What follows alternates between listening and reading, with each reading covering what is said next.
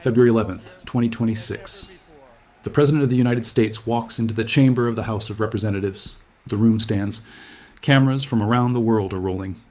He leans into the microphone with that familiar pause and delivers the line, "The roaring economy is roaring, like never before." The Republicans leap to their feet. Red ties, American flags, wide smiles. Cut to 3 weeks later. Friday, March 7th, 8:30 a.m. The Labor Department releases the jobs report. Instead of the promised boom, 2026 has kicked off with job losses, rising gasoline prices, and growing uncertainty about America's future.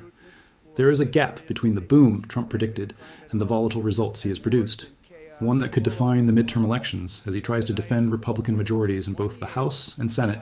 Two realities, one country, one president standing at the center of it all. To understand how we got here, what Trump actually did, what worked, what didn't, and why Russia and Iran are suddenly part of an American economic story, you need to go back to the beginning. Let's start with something that often gets buried under the noise of tariff wars and geopolitical drama. Trump passed real legislation with real consequences for real people. On July 4th, 2025, Independence Day, naturally chosen for maximum symbolism, Trump signed what he called his masterpiece, the One Big Beautiful Bill Act, Public Law 119/21, containing hundreds of provisions representing the core of Trump's second-term domestic agenda. What's in it? Quite a lot. No tax on tips for service workers, no tax on overtime pay, a new $6,000 deduction for seniors, and perhaps most visually striking, Trump accounts. The Treasury Department deposits $1,000 into an investment account for every eligible newborn American child, invested in S&P 500 index funds. No tax on tips alone puts roughly $100 per year back into the pocket of the average tipped worker, the restaurant server, the hotel housekeeper, the bartender. For someone making $40,000 a year, that's not nothing. That's a car payment. That's a month of groceries. The White House's Council of Economic Advisors projected GDP could grow by as much as 5.2% in the short run, with over 4 million jobs created long term. Ambitious projections, certainly, but the underlying logic, that tax certainty encourages investment, is economically sound. There's also the deregulation agenda. The administration claims the deregulation agenda could save the average family of four an additional $10,000. Now here's where honest analysis gets complicated. Because while all of this is real, the tax cuts exist, the deductions exist, the Trump accounts exist, there's a different set of facts you also have to acknowledge. Over a 10-year period, the One Big Beautiful Bill is estimated to add roughly $3 trillion to the national debt and cut approximately $4.46 trillion in tax revenue. Independent analysis from the Tax Foundation found it will increase long-run GDP by 0.7%. Economic growth pays for only 16% of the tax cuts. The rest is borrowed. And the distribution question is one that deserves honest attention. Tax experts working with high net worth clients describe the mood as upbeat. The bill locks in a friendlier tax climate for affluent Americans, with lower rates and generous exemptions. On the other side, critics point out the bill made the largest ever cuts to social safety net programs in U.S. history, reducing federal nutrition funding by $186 billion over a decade, and adding work requirements to Medicaid for the first time in its 60-year history. Estimates suggest up to 15 million people could lose health insurance access. So who did the bill actually help? The honest answer? Everyone a little, wealthy Americans the most, and low-income families face the sharpest cuts to the programs they depend on. This isn't partisan spin. It's the Congressional Budget Office's own math. Trump set himself a clear target: outperform Biden on every economic metric. It's only fair to check the score. The scoreboard makes Biden's last year look better than Trump's performance in 2025. The U.S. economy grew at a 2.8% pace during Biden's last year, compared to 2.2% under Trump in 2025. As for inflation, the primary Fed measure stood at 2.6% in both 2024 and 2025. Identical. That last point is worth sitting with. Inflation, the issue that defined the 2024 election, the number Trump hammered every single day on the campaign trail, came in at exactly the same level under him as under Biden. On jobs, manufacturing lost 12,000 jobs in February.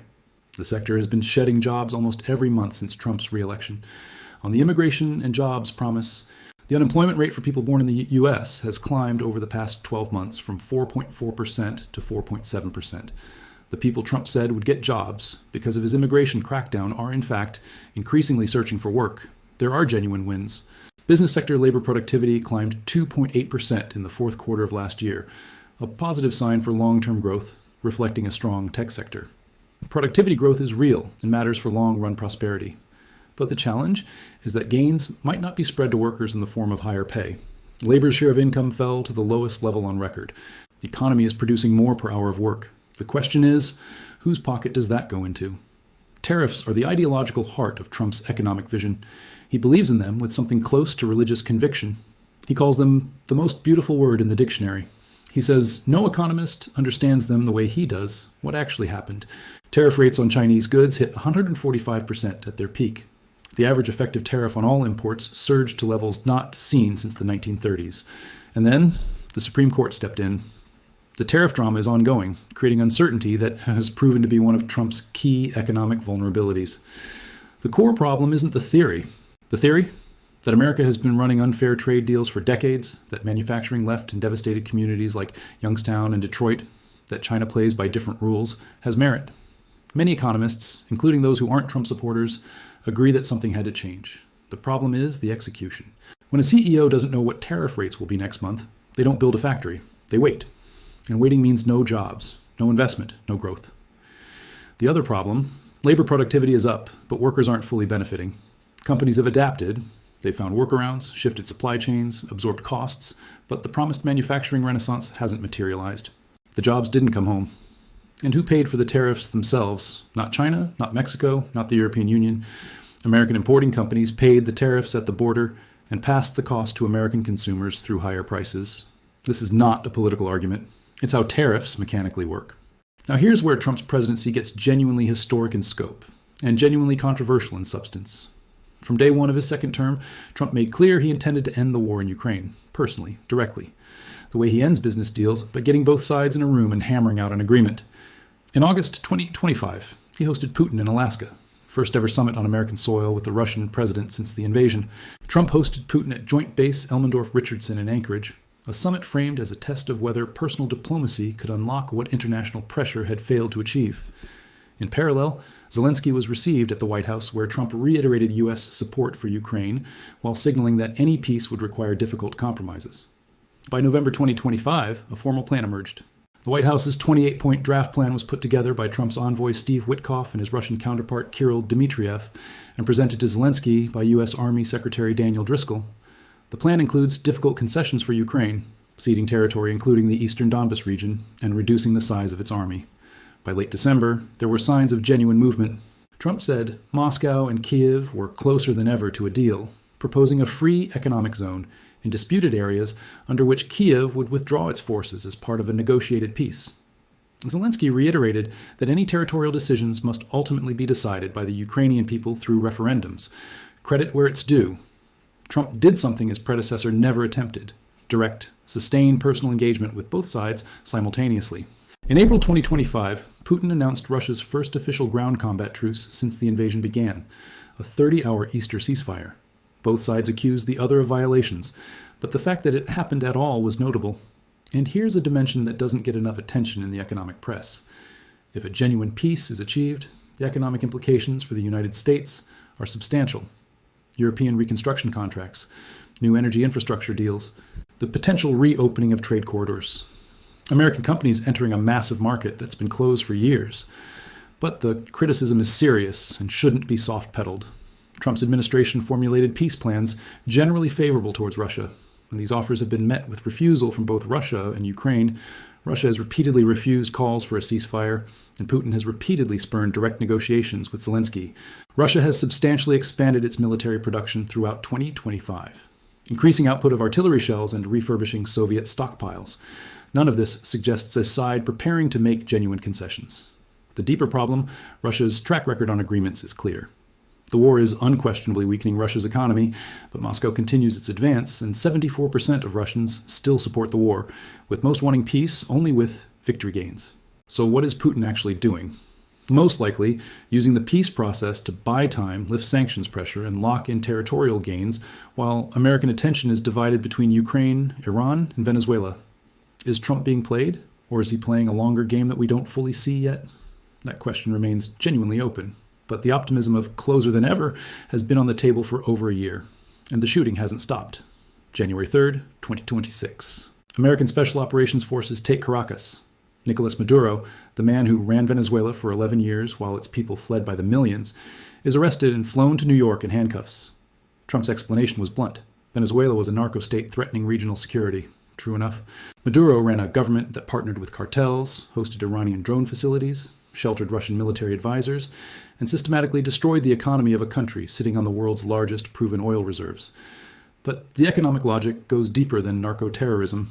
Venezuela's oil reserves are enormous, and for years they flowed to China at steep discounts. Sanctioned, isolated, and desperate for any buyer willing to look the other way, Maduro sold his country's birthright to Beijing at prices far below market rate. By taking Venezuela, the United States didn't just remove a hostile government from its hemisphere, it potentially removed one of China's most reliable cheap energy suppliers. The strategy is clear when you look at the 2-month window. Venezuela in January, Iran in late February. In 60 days, the Trump administration moved against the two primary sources of discounted, sanctions-busting oil for the Chinese economy. It's either the most aggressive strategic energy play since the 1970s, or an enormous overreach that creates more problems than it solves. The honest criticism: American oil companies, when Trump called them about investing in Venezuelan production, were not enthusiastic. The infrastructure is decades of neglect from working properly. The heavy crude Venezuela produces is expensive to refine, and oil markets were already well supplied before any of this began. The take the oil strategy assumes the oil can be taken quickly and profitably. The reality of reconstruction suggests it's a decade-long project at minimum. February 28, 2026. U.S. and Israeli forces strike Iran. The operation is called Epic Fury. Supreme Leader Khamenei is killed. Nuclear facilities are destroyed. Iran immediately responds. The economic consequences were instant and severe. The strikes against Iran that began February 28th crushed the inflation narrative Trump had carefully constructed. Prices at the pump jumped 19% in a single month to a national average of $3.45 per gallon, according to LEA. Goldman Sachs warned that if higher oil prices persist, inflation could rise from its 2.4% January reading to 3% by year end. Just before the strikes, Trump had said in Texas, slashing energy costs is among the most important actions we can take to bring down prices for American consumers. Because when you cut the cost of energy, you just cut the cost of everything. The irony writes itself. The president who made cheap energy his central economic promise launched a military operation that made energy expensive. The administration's response? This is temporary. Short-term disruption for long-term strategic gain. Energy Secretary Chris Wright said on CNN, "We never know exactly the time frame of this, but in the worst case, this is a weeks, not a months thing. Maybe." But the Strait of Hormuz, the narrow waterway through which roughly 20% of the world's oil travels, is not a faucet you can turn back on by calendar. Ships reroute.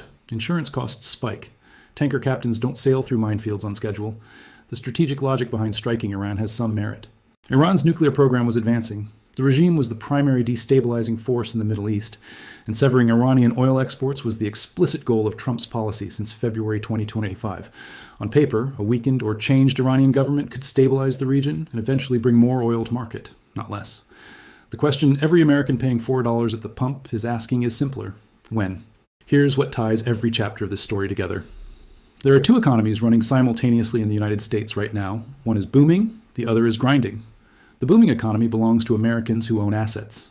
Stocks are up since Trump took office. The Dow hit 50,000. AI investments are generating enormous returns. Tax cuts for investors, pass-through businesses, and corporations have been significant and real. If you own a home, a brokerage account, or equity in a business, the Trump economy has been good to you. The grinding economy belongs to everyone else.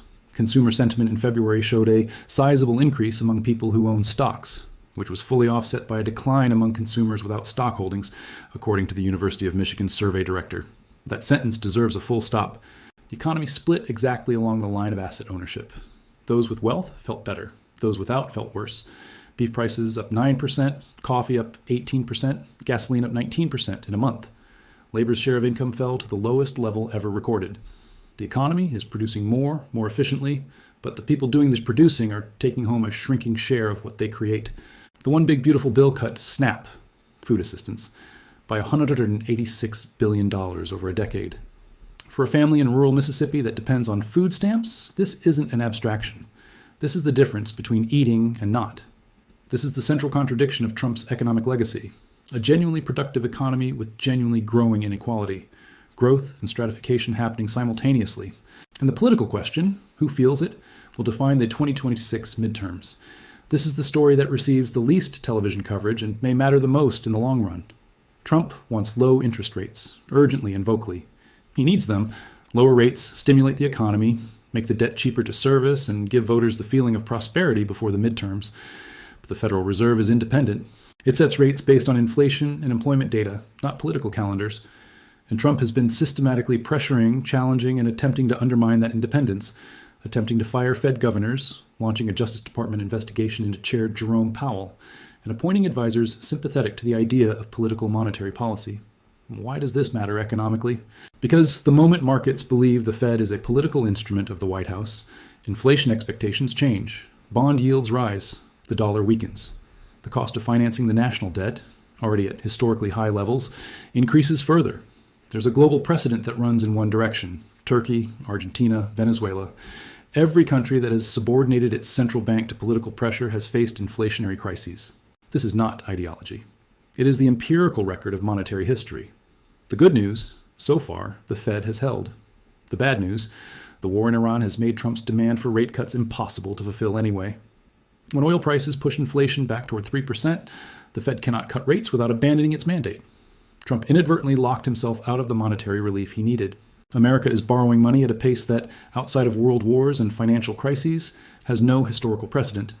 The One Big Beautiful Bill will increase federal budget deficits by $3.3 trillion from 2025 through 2034 on a dynamic basis. Adding higher interest costs over the decade, the total deficit increase reaches $4.1 trillion. The United States already spends more on servicing its national debt than on its entire defense budget. Every new trillion of debt is a future tax, paid not by corporations with their armies of lawyers and offshore structures, but by the working family that can't relocate its income to the Cayman Islands. The White House's counterargument: growth pays for tax cuts. Historically, this has been partially true.